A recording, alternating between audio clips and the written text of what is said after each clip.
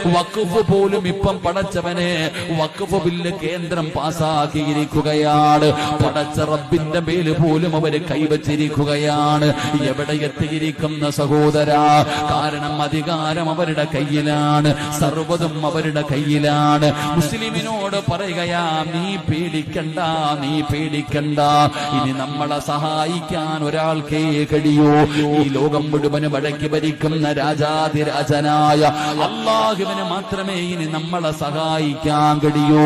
അതുകൊണ്ട് നീ അല്ലാഹു പറയുന്നതനുസരിച്ച് ജീവിക്കൂ, അല്ലാഹനെ പേടിച്ച് ജീവിക്കൂ.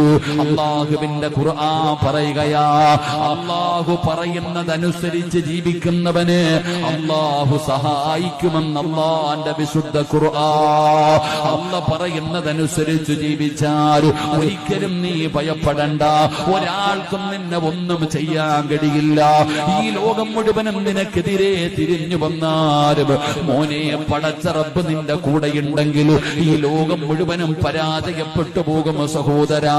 അതാണ് ബദർ പഠിപ്പിച്ചത്, അതാണ് ഉഹദ് പഠിപ്പിച്ചത്, അതാണ് ഖൈബർ പഠിപ്പിച്ചത്, അതാണ് ഹന്തക്ക് പഠിപ്പിച്ചത്, ഇസ്ലാമിന്റെ സർവ്വയുദ്ധങ്ങളും പഠിപ്പിച്ചത്.